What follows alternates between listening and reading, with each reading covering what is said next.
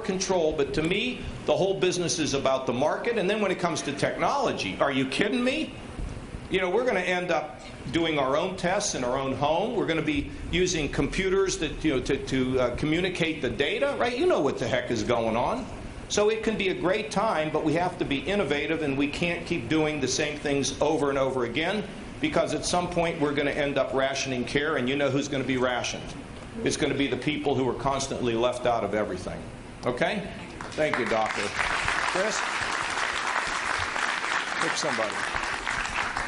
And the next one that gets picked, if they spin the wheel and it comes up right, there's a new car waiting right outside the arena.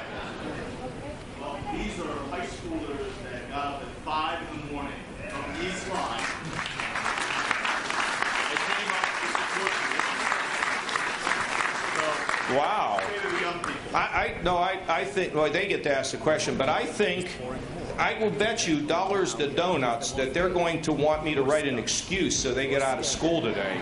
Okay, what's your question? Field University. Oh, you are? I don't know if this is working.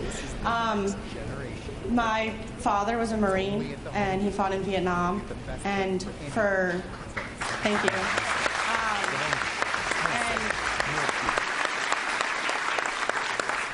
He actually passed away 3 years ago from exposure to Agent Orange.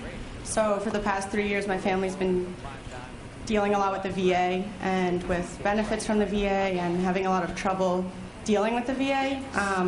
And when my dad was alive, he was actually a New York State Supreme Court judge, and he was behind the backing of the first Veterans Court in New York State. So what can we do for the veterans, and what do you want to do to help fix the VA and help make better progress for those who serve? And how old are you, young lady? I'm 20.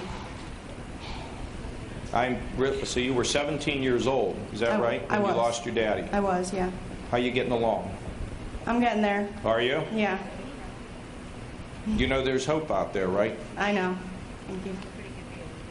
You know, everybody's not going to agree with this, but you know the Lord's in charge. Do you know that? I do, and I agree with you. And let me tell you that in 1987, I got a phone call at 11:45 p.m.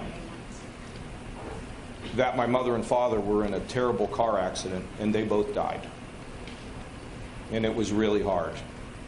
But you know what? Friends came. I found my faith, and I'm doing really well. And it's going to be that way for you if you reach up for the light, okay? Okay. Now, the first thing we're going to do is Congressman Shays is going to get your name and phone number, and we're going to go to the authorities, and we're going to stop screwing around with the VA. Okay? We're going to get you the help you want. I promise you. Okay?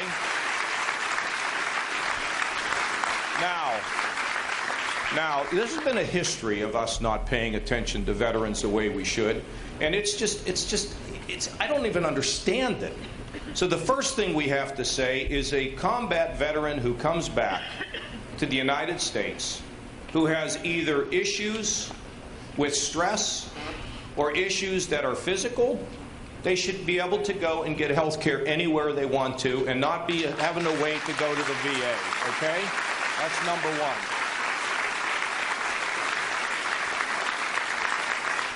Let me also tell you that, look, I know the guy who runs the VA. I want to tell you about him. His name is Bob McDonald. He used to run a small little organization called Procter & Gamble. Okay? And he had a good career at Procter & Gamble. And then he took this job with the VA, unbeknownst to me. And I knew him because he lost his job at Procter & Gamble. You know, this works. You put the stock up, it comes down a little bit. Nobody ever thinks about how high you took it when it started to come down. He lost his job, but he's very, very capable. He also went to West Point. I mean, this guy loves his country as much as anybody. What I have concluded from this is he has not been able to overcome the bureaucracy. The bureaucracy has overcome him.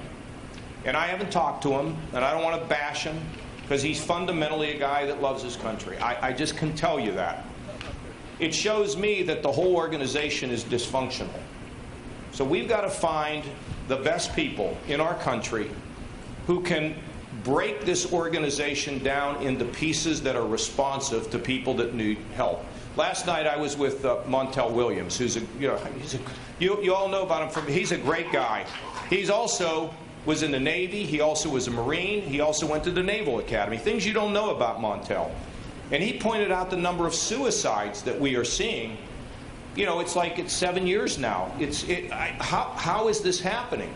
You know, the suicide line, they said you have to wait 2 days. I mean, this is just a disgrace on our country. So we got to break that organization down, and we've got to find somebody who's got the high credentials and credibility with the public. And I don't know who that is right now. Okay, well, you know, it's a thought.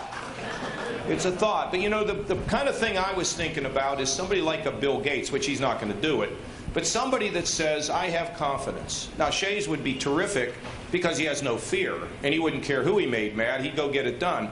But unwinding this bureaucracy will not be easy. So you have to get unwinding experts, restructuring experts.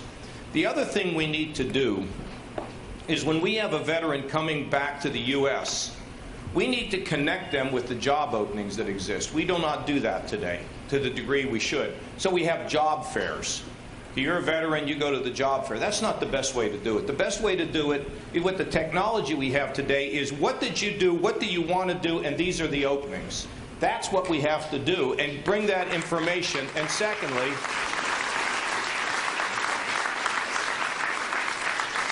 if you're in Afghanistan and you drive a truck in Afghanistan, we actually think in Ohio, or you should think in Connecticut, like we can drive a truck in Ohio or in Connecticut. We don't need to get like training, okay? So just give them their licenses. They were an EMT, give them their EMT license. Do not insult the veteran who's got the experience. And the veterans,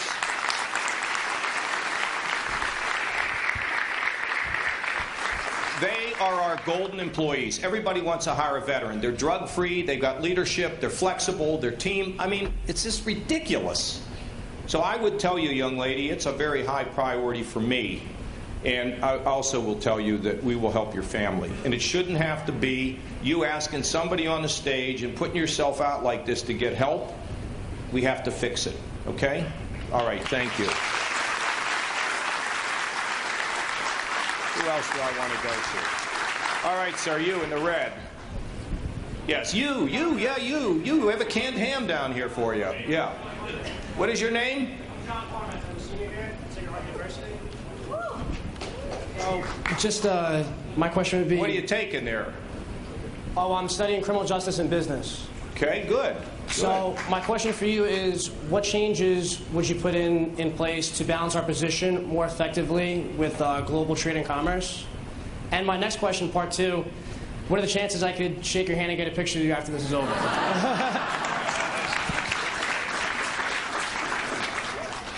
I'll tell you, I'll make a deal with you. If I'm president, you can come shake my hand. How's that? No, I mean, how many hands? I mean, let's talk about it, okay? So here's the, I mean, in terms of trade, is that what you're talking about? Well, look, I mean, I'm talking about a couple things. In trade, you are too young, but I will tell you that your parents and some of the folks that are here remember when Japanese cars came into the United States. What happened when Japanese cars came into the United States? What happened to the U.S. cars? What? Everybody said they all got better because there was no competition. You know, it's sort of like if you have a pizza parlor in your town, but you only have one, you don't get much pepperoni. When a second one opens up, it's amazing how much more pepperoni you get.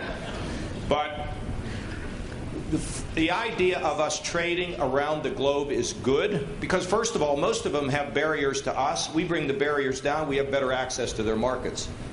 The problem has been, I mean, first of all, I don't know if all these trade agreements, could they have been negotiated better? There's no doubt in my mind that they could have been. But the other part of it is when countries cheat, we have been slow to stop them from doing things to steal our jobs. You have to have an early warning system. When we suspect that somebody is cheating, we have to stop it. And I think for a long time the country has not been aggressive on this. That doesn't mean we don't want to have trade. We need trade. I want to trade with people in Asia because I want to have friends out there, because sometimes the Chinese are not always my friends. I'd rather have some other friends, right? So we need to have an early warning system. We need to take action to protect American jobs. But overall, I believe that trade is good for us. It brings innovation and quality, but we also have to have retraining money for people who have lost their jobs because their industry's not working as well here as it did, and they got to find new things to do, and we've got to spend money on that. Now, I also want to tell you, since you're a criminal justice major, that we have made significant changes in criminal justice in my state, which should be done all over this country. You cannot lock your way out of all this. It makes no sense to take a nonviolent felon and stick him in a prison next to a murderer or a rapist and think you're doing your job. We have to have a new attitude about criminal justice.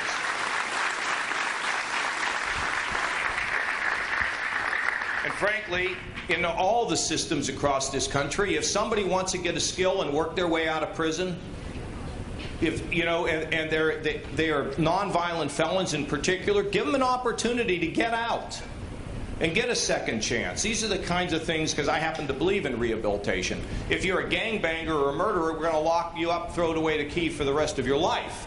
But if you're interested in improving yourself, we'll give you a chance. Our recidivism rate in my state is less than, it's just slightly higher than half the national average, and it's working. So anyway, you're going to have a good job in that criminal justice if you focus there, because that is a field that is going to grow in this country. Yes, sir, right here. I'm